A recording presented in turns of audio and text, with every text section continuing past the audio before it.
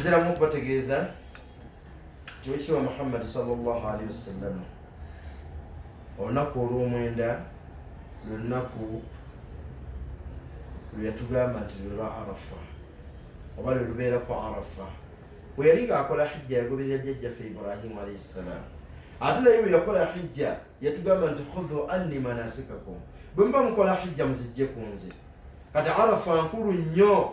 Allah watikkirira hajji n'amutikkira hijja ye n'abeera nga agolodde hijja ye nti ntuufu ba hijja ye nfu. Saba Allah abeere nga akkiriza hijja zaffe. Allahumma amin. N'olw'ensonga eyo omuntu asaanidde butatuuka mu Arafa. So nga ate omuntu Emina ayinza okuba nga teyasuzeyo olunaku lwa munaana n'ayita buyise ku makya ku olw'omwenda n'agenda n'abeera nga yeetaba n'abantu ba Arafa. Arafa teyeetaaze kubeera nti omuntu alegeza wadde okuzannyiramu. Kuba oba otuuse mu Arafa, bino by'olina okukolera mu Arafa. Yitiriza nnyo istighfar, okubeera nti osaba Allah akusonyiwe. Yitiriza nnyo adhikar, okutendereza nnyo Allah. Musuute, muwaane, manya bye yakola byonna obeere ng'obyebaza. Ekirala osabe nnyo Allah akusonyiwe, osabe nnyo Allah akusaasire, osabe nnyo Allah abeere nga akkiriza hijja zo, osabe Allah akuteeke mbaddu abo abadde Makka obuwangazi bwabwe bonna nga bakola hijja era nga zikkirizibwa, ateeke embaddu abagenda okuyingira ejjana. Kubanga omulimu bw'obanga omaze ogukola obanga ogukola, saba nnyo Allah abeere nga agukola ki, agukkiriza. Ekyo kiba nga kiwedde. Mu Arafa omwo mwennyini Nabbi sallallahu alaihi wasallam yatugamba nti alhajju Arafa, hijja yeki ya Arafa. Omuntu atatuuse mu Arafa talina ki, talina hijja.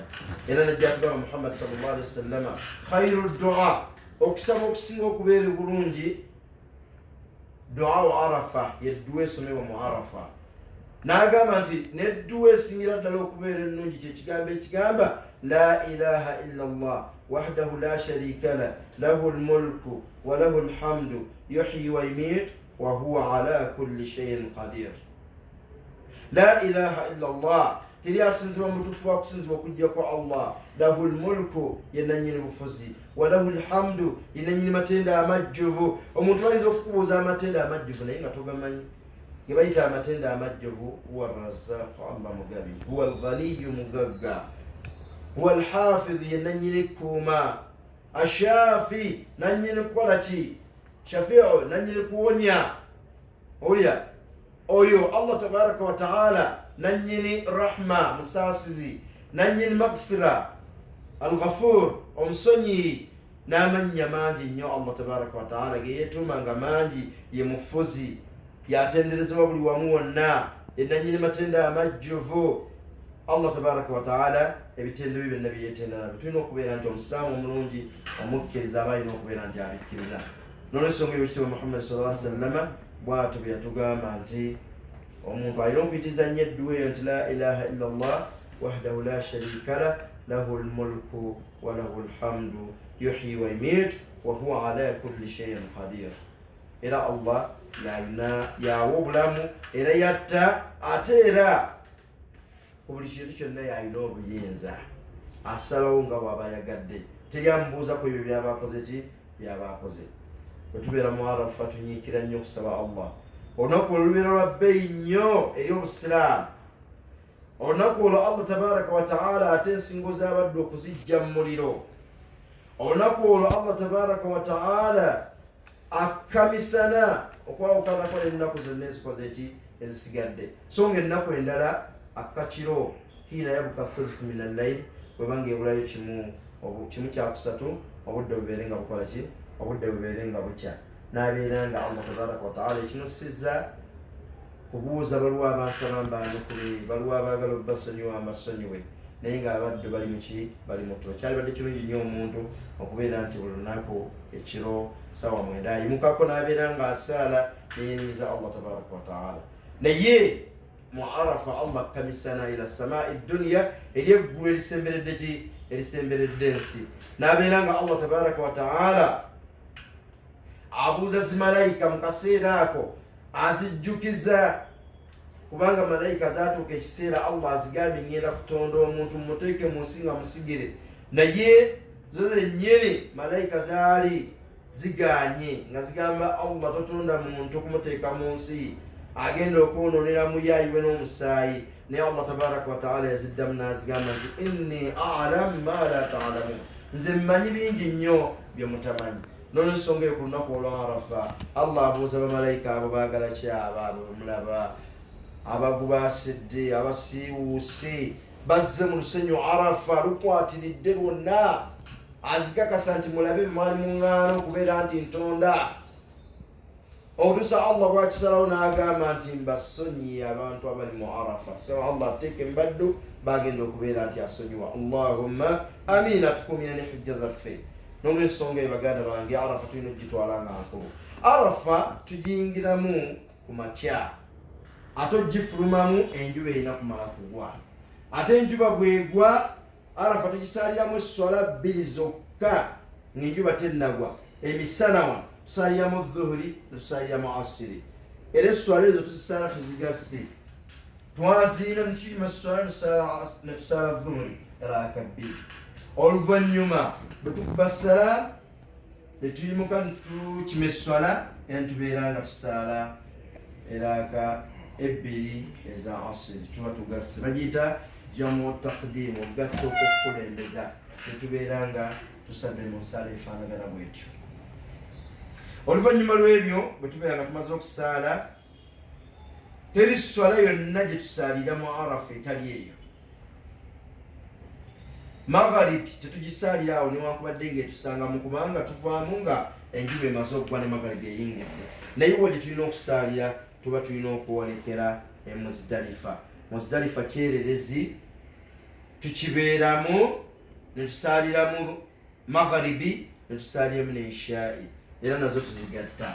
Ebiseera ebisinga obungi abantu batera okutuukawo ng'obudde bugenze, naye obanga okeddewo Allah n'akusaasira era saala ogatte magharibi ogisaale eraka 3, oluvannyuma okuba essalaamu osaale n'ishaa'i eraka 2, awo omalirize. Ate era obanga wakeereye era oyinza okusaalira ku kiseera ekisembayo ekya ishaa'i n'obeera ng'osala era osooka esswala esooka n'osala magharibi eraka 3 n'osala ne ishaa'i eraka 2.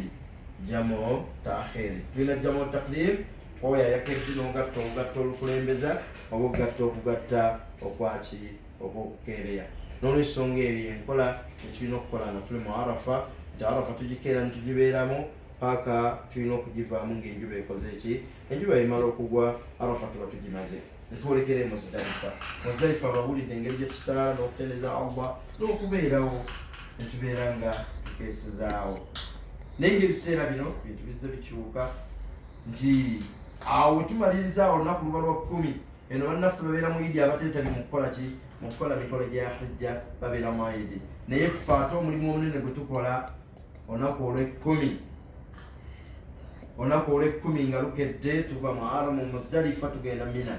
Tugende tukube ebiwaji ng'era tusooka ne Jamaratul Aqaba. Ekiwaji ekisingira ddala okubeera ekiki? Ekiwaji ekisingira ddala okubeera ekiki? Ekinene. Tutandika okubeera nti tukuba ebiwaji ebyo nga bwemubiraba wano. Ebiwaji bwe bityo bifaanana. Ebiwaji bwe bityo bifaanana.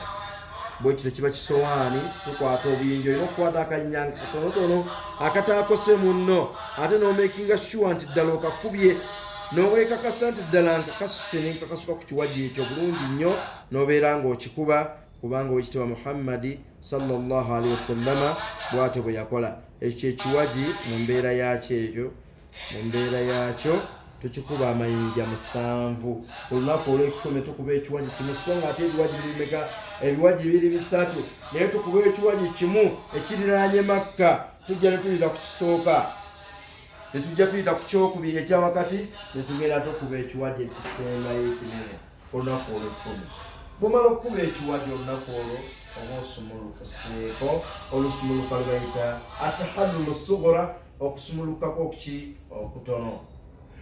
Bwe tumaliriza okubeera tusumulukuseeko olusumuluka olutono, bino Nabbi sallallahu alaihi wasallam tiyanenya muntu yenna aba abikoze. Waliwo ayasala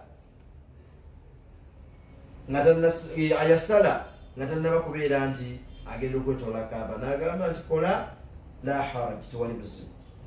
Nsazeeko enviiri sinagenda kukola tawaafu, n'agamba kikole la haraj, tewali buzibu.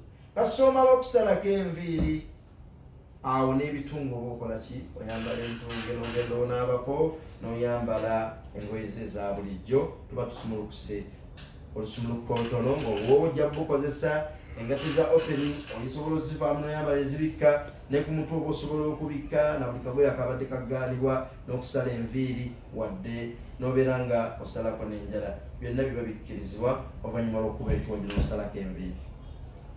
Ffe nga bakaba ne haram ffe kyetukola nti omuntu obutakoowa nnyo tetugenderawo genda kwetoloola lwa hijja. Kyetukola tulina kubeera nti tulumalira ddala okukuba ebiwagi ennaku eziba zisigadde ebbiri ne tubeera nga tuvaayo lumu netuluka tugenda netwetoloola olwetoloola lwa hijja.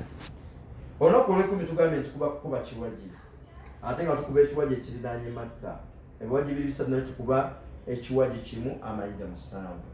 Olunaku olw'ekumi n'olumu ne tubeera nga tukeera okukuba ebiwagi oba tugoberera ennuŋŋamya ya Saudi kubanga buli nsi ezitegekera oba buli kontinenti egitegekera abava mu Asia, abava mu Europe, abava mu Africa, abava mu America, bonna yabategekera nti ebiseera bwe biti byomulina okukubira kati ebiseera byaffe baba batuwadde tuba tugenda tukuba ebiwagi bisatu ku lunaku olw'ekumi n'olumu nga tukuba ekiwagi ekisooka amayinja 7 ne tukuba ekyokubiri amayinja 7 ne tukuba n'ekyokusatu amayinja 7. Kiba kirungi nnyo omuntu okulonda amayinja obutonotono obutakosa n'ekyokubiri okulonda amayinja nga gajja kumala nti olina okuteekamu allowance amayinja agayitamuko olw'ensonga nti oyinza okukasuka ejjinja ne libeera nga terituuse.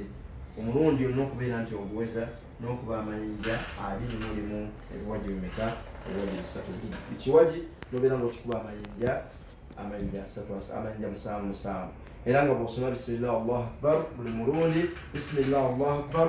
Bw'oba okubya ekiwagi kino ekisooka odda ebbali nobeera nga osaba edduwa zonna zoyagala.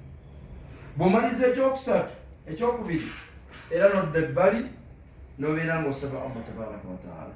Ate bw'omala ekyokusatu otambula butambuzi nobeera nga ogenda yonna gy'oba olaze. Tuddayo mu ttenti zaffe era ku lunaku olw'ekumi n'olumu ne tulinda olunaku olw'ekumi n'ebbiri ne tukuba ekiwagi ekisooka ne tukuba ekyawakati ne tukuba n'ekiwagi ekyokusatu amayinja ameka amayinja 7 era nga buli lukuba tugamba nti bisimillah Allahu akbar bisimillah Allahu akbar n'okuba amayinja 7 ekiwagi ekisooka n'ekyokubiri amayinja 7 n'ekyokusatu amayinja 7 era nga bw'omala okuba ekisooka dde ebbali osabe ku Allah naye ng'okikola mu bwangu kubanga n'abasirikale ng'abakuumawo tebayinza kukkiriza kumalawo kabanga mulina okukikola mu bwangu olusinga ne mutambula nga musaba Allah tabaraka wa taala waleke kubeerawo ki basobose abantu okubeera nti bakola emikolo nga tewaliiwo mujjuzo yinza kuziyiza balala kulaba nti bakola emikolo oba n'okubeera nti abantu bayinza okufiiramu okufuna ebizibu. Bwetumalirizzaawo ne tubeera nga ffe olunaku olw'ekumi tumala okukuba ebiwagi olekera Makka ne tuviirayo ddala omulundi gumu n'ebyaffe. Kiba kirungi nnyo omuntu aba agenda okugenda mu lusenyu Arafa obutagenda nagasawo ganene afuna akasawo ke ng'asobola n'okukateeka ku mugongo bulungi nnyo kimusobozesa okukola emikolo gino oba buli lw'obeera n'engugu bayinza n'obutakukkiriza kugenda kukuba kiwagi ate era engugu eyo ejja kutataaganya naffe ngaffe ababakulembedde ne banno bennyini bewakise nabo okubeera nti bakaluubiriza. Twagala okubeera nti twala omukisa guno okutegeeza buli yenna anaakola hijja abeere mugonvu nnyo eri abamukulembedde n'okulaba nti bagendera ku biragiro. Buli lw'onoogendera kuliidawo ku mukulembezeewo ebizibu oyinza okufuna ebitono. Salamu abeere nga atuggyirawo ebizibu. Allahumma amin. Bwe tumalirizzaawo tudda Makka ku lunaku olw'ekumi nga tumaze okukuba ekiwagi ekisembayo nitwolekera e Makka. Ki ekitutwala e Makka? Tuddayo tusobole okubeera nti tukola twetololwa ki olwa hijja. Bwe tuba twetololwa ojja tusanga tulina makanzu gaffe tekyetaagisa kwambala hiraami oyambala ennyambala yo yennyini eya bulijjo otandika omulundi ng'okutandikira we twagambye wano ku nnywanto oba ku Hajar al-Aswad ku jjinja eriddugavu n'ogamba nti bisimillah Allahu akbar ne weetolola nga weetolola Kaaba. Otuuka ku nsonda eriraanye Kaaba n'ogamba nti rabbana atina fi dunya hasana wa fil akhirati hasana wa qina adhaban nar. wano bwe tutyo omulundi gutandikira ku nnywanto era guwerera ku kikunywanto emirundi 7 tugimaliriza ngera bwe tukola afikaali ez'enjawulo ne tudda ku kifo kya jjajjaffe Ibrahim kibayita maqaami Ibrahim akagiraasi akakali mu Lugolodi we yalinnya ebigere nga zakaabu obujja awo ntusaalirawo eraka mmeka eraka 2 nagambye nti eraka esooka tusoma suratu al-Fatiha eyokubiri eyo al-Fatiha nitugoberezaako suratu al-Kafirun kuli al-Kafirun ate bwe tubeera nga tusaalirako eyokubiri tusoma suratu al-Fatiha alhamdu oluvannyuma ne tubeera nga tugoberezaako suratu Ikhlas qul huwallahu ahad allahu samad bwe tumalirizawo ne tubeera nga tudda wali tunyweka zamzamu otuba kyagadde ne tugenda Safa ne Marwa tubeera nga twetooloola olwetooloolo tandikira Safa ogenda Marwa mulundi tufe Marwa ntudde Safa mulundi wetyo emirundi 7 tumaliriza tuba kusalako nviiri olw'ensonga nti enviiri tuba twazisala oluvannyuma lwokuba ekiwajjo kujja kkoyo atazisala naye ate bwetosala enviiri ejja kwesanga nga era okyalina okusiba okuki bagambe okyali muna kyalibadde kirungi nnyo bw'obanga gwe gwabadde lunaku lwa 10 ogamba nti ogenda Makka genda weetoolola omalirize okukola umura eyo oba okwetoolola okwa hijja olyoke osaleko enviiri oba bw'omala okukuba ekiwaji osalako enviiri wano wennyini nosalako enviiri wennyini awo mu Mina oluvannyuma n'ogumiikiriza n'omaliza okukuba olunaku 12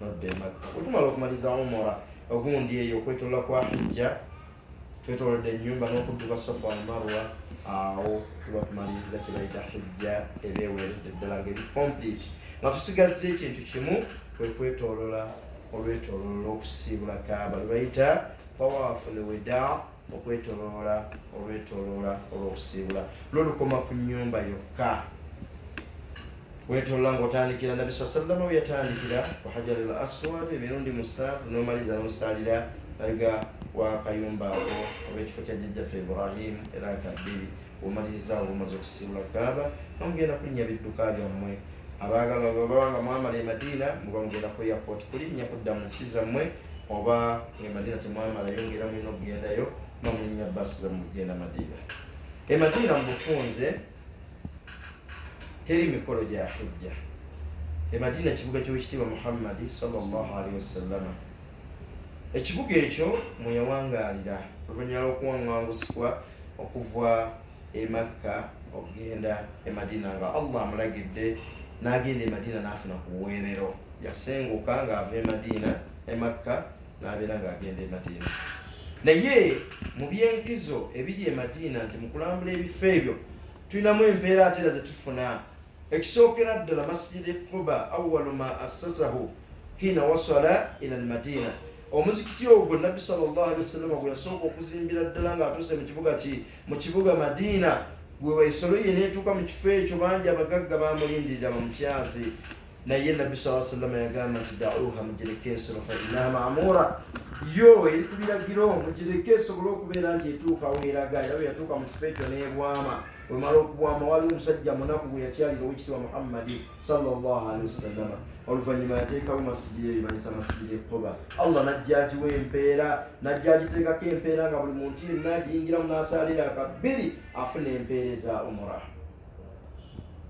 bwe tuva awo Nabi sallallahu alaihi wasallam era ekifo ekyo yakozesanga ensolo yagendanga mu kifo ekyo ng'akozesa ensolo mu kwebagala nga yeebagadde oluusi mashiya ng'atambula butambuzi ng'agenda Quba n'asaalira era akaze 2 n'abeera ng'agaba n'empeera eza umura nabwe kityo nga gwe yagenza okukola hijja ne umura kiba kirungi nnyo ayagenza okukola hijja okubeera nti otuuka mu kifo ekyo ate era n'okola enkola y'ekitiibwa Muhammadi sallallahu alaihi wasallam ekyo ekifo ky'e Quba tukikola ki tukisaaliramu eraka zibeera mmeka zibeera 2 mpozi osobola okukirabako wano ng'ekifo ekyo mu bufunzi osobola okubeera nti okirabako mu kifaananyi kyakyo Masjidi Quba yatumbibwa Quba nti erina ebisowaani ebigikola ki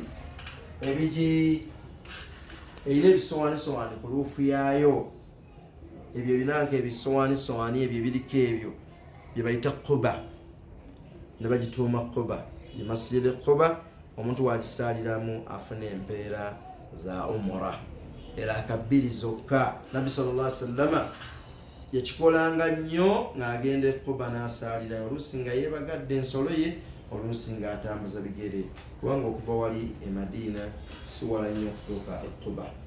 Eyo masjid empeera zaayo zezo. Era bwe tutuukawo nga bakujjaji tubatuusizaawo, omuntu atuukawo n'abeera ng'akola ng'owekitiibwa Muhammad sallallahu alaihi wasallam. Ekyokubiri mbi tulambula e Madiina, tulambula masjidi Qiblatayn. Masjidi Qiblatayn muzikiti ogusangibwa mu kibuga ky'owekitiibwa Muhammad sallallahu alaihi wasallam kibayita Madiina. Omuzikiti ogwo ebyafaayo byagwo Nabbi sallallahu alaihi wasallam yannyonnyola n'atugamba nti omuzikiti ogwo guliko ebibula bibiri, ng'ekibula ekyasooka kyekya Masjid Aqsa, kyabasiraamu baalinga boolekera Aqsa nga basaala, ate oluvannyuma Allah najja assa etteeka erikkiriza owekitiibwa Muhammad sallallahu alaihi wasallam abeere ng'akyusa kibula agizze Makka, era abasiraamu basangibwa, kigambibwa nti basangibwa bali mu swala, bakyuka bukyusi ne babeera nga badda e Makka, ne babeera nga boolekera Kaaba. N'olwensonga eyo nti buli yenna abaatuuseeyo aba alina okukola ki? Twagambye nti Masjid Quba eviiriddeyo ddala bulungi wano, oba ogirabira ddala bulungi Masjid Quba mu mbeera efaanagana bwetyo. Masjid Quba bwetyo bwekola ki? Bwefaanana. Kati Masjid Qiblatayn omuzikiti ogwakwako ebibula ebibiri, nagwo mufunze mbadde njagala okubeera nti ngabalaga wano mbeere nga mugulabira ddala. Masjid Qiblatayn, Al-Qiblatayn enywanto bwetyo bwefaanana. Nga tubadde Makka nga twetoolola omulundi gwaffe okutandikira ku yo n'okunyinywegera abasobodde n'agituukako, oba okunywegerera mu bbanga oyo abakoze ki? Abalemereddwa aba alina kukola ki? Kunywegerera mu bbanga. Masjid Al-Qiblatayn. Masjid wano waliwo masjidi nnyingi. Kati eno masjidi eno gye bayita Masjid Qiblatayn esangibwa Madiina, era okuva ku haramu okutuuka waliwo nga kilometers 2 okugituukako. Masjid Qiblatayn oba 2.5 okutuuka ku masjidi eyo. Kati waliwo masjidi bayita Masjid Jamia, Nabbi sallallahu alaihi wasallam bagiyita Masjid Jumaa. Eyo weyasooka okusaalira ddala ejjumaa ye eyasookera ddala ng'ali mu ki? Ali mu Madiina, neyitibwa Masjid Jumaa oba Masjid Jumaa. Kyavaako kukituma bwetyo Nabbi sallallahu alaihi wasallam weyasaalira esswala ye ey'ejjumaa ne gutuumibwa bwe gutyo. Kati mbitulambula ebirala tulambula ekifo kye bayita Masajid Saba. Masajid Saba wewaaga olutalo lw'okubeera nti bakola ki? Olutalo lw'e Handaka olw'okusima obusimi andaki, basima lunnya bwe baali balwana olutalo olwo, naye Allah yasaasira nti lwasobola na kubaawo kubanga abakufaaru balabanga obusiraamu bukoze ki? Buwangudde, oluvannyuma lw'okubeera nti basimye olunnya ng'ate eddagala tesobola luyitamu. Naye nga ayaleeta ekirowoozo ekyo yali Salman Farisi, yali ava mu Furusi mu nsi gye bayita Iran. Sajja oyo yajja ng'anyonyola owekitiibwa Muhammad sallallahu alaihi wasallam, naye ng'obubonero bwonna Allah alina engeri gy'abumulaze. Naye bwe yatuuka ku Nabbi sallallahu alaihi wasallam, Nabbi sallallahu alaihi wasallam n'alaba akabonero akalaga obwa nubuwa obwa bwannabbi nga nti ye Muhammad sallallahu alaihi wasallam. Sajja oyo n'akkiriza obusiraamu, naye yaleeta ku byewaabwe bye bakozesa nga babadde balwana nti basima nnyo, basima mu ntalo bakozesa okusima andaki ebinnya, ate bakisima kumpi n'olusozi kubanga kyali kiriraanye olusozi nga Nabbi sallallahu bagenda kubeera waggulu bano bajje basobole okubeera nti babaweereza babasoggamu ki? Amafumu. Ekyo kiba tuwekiwedde tugenda ku lusozi lwe bayita Uhud. Olusozi Uhud Nabbi sallallahu alaihi wasallam yatugamba nti jabalu lusozi yuhibbuna, twagala naffe nuhibbu, naffe tuwagala. Era olusozi olwo yalulinnyako n'Abubakari, n'alulinnyako ne Umar, yalulinnyako n'Abubakari ne Umar ne Uthman. Olusozi lutandika okutabanguka ne lukankana, tusabira lugamba nti uthbut nywera tebenkera ya Uhudi wambe gu Uhudi ma alayka illa Rasulullah tolinyiddwako okujjako mbaka wa Allah Muhammad sallallahu alaihi wasallam was-Siddiq na Abu Bakr mugera mazima ne shahidani n'abagenda okufanga bafiirira obusiraamu minhu Abu Bakr Umar wa Uthman nani ne Abu Bakr. Nze kyenewunya ku bantu abo mu kiseera kyabwe tebasobola kugamba wakima Muhammad sallallahu alaihi wasallam nti waffe tusabire kwa Allah tuleke kufanga tuttibwa buttibwa naye ekyo tebakinyeganako era Allah n'akituukiriza mu kufa kwabwe ne babeera nga bafa mu busiraamu Allah n'abeera nga abajjula mu mbeera kati ekifo ekyo tukigendamu tubeera nga tulaba ne bashuhada Uhud abafiirira obusiraamu abasukka mu 7 nga mubo mulimu empologoma ya Allah gye bayita Hamza yafiira mu lusozi mugundi muki yafiirwa mu lutalo lwa Uhud. Ekirala tulina ekyokuyiga ku lusozi kugundi ku lusozi olwa Jabal Uhud nga n'ekyokuyiga ku lusozi olwa Jabal Uhud Nabbi sallallahu alaihi wasallam yatugamba nti omuntu yenna asaalira ku jeneza falahu qiraatu afuna qiraat ate bwaziika ku mufu falahu qiraatani afuna qiraatu 2. So ila mal qiraatu yabuuzibwa qiraatu kyeki nanyonyola n'agamba nti mithlu Jabal Uhud olusozi olwo okagamba empeera zaafuna zenkanankana olusozi lwe bayita Uhud. N'olwensonga eyo nti kiba kya bbeeyi omuntu okutuuka ku Uhud n'abeera nga akola ki ebyo ebifaananyi ebiraga ebitwoleka Jabal Uhud. Eno bagiyita Jabalu Rahgundi Jabalu Romat. Nabbi sallallahu bwe yali nga balwana olutalo olwo yayawululamu emiteeka yategeka olutalo n'asengeka olutalo n'agamba basahaba babeere ku kasozi kano aka Jabalu Romat ate era tebakavaako tebava ku biragiro by'Owekitiibwa Muhammad sallallahu alaihi wasallam tebabyawukanako basobole okubeera nti bawangula olutalo naye basahaba tebagumiikiriza abakufaaru bwe bajja n'eminyago gya gold ne bagisula bagisula ne bavaayo okuginya beera nti bagifuna abakufaaru abo ne babeera nga bayingira ku lusozi olwo ne bavuuka ne babeera nga batta abasiraamu abasukka mu 7 bonna babaziika ku Uhud wano. N'olwensonga nti bwetugendayo tubatwalira ku salaamu n'okubasabira ku Allah tabaraka wa taala. Ekyokubiri omuntu Nabbi sallallahu alaihi wasallam yatugamba nti omuntu aziisa omufu afuna empeereza enkana olusozi lwa Uhud. Wano kitulaba kyekitono naye oba nga watuukidde ddala wali oyinza okulabira ddala olusozi mu ndaba esingako wano ng'eyebifaananyi bwe tugibalaga. Okuti lusozi ddala olwaki lusozi olw'amaanyi.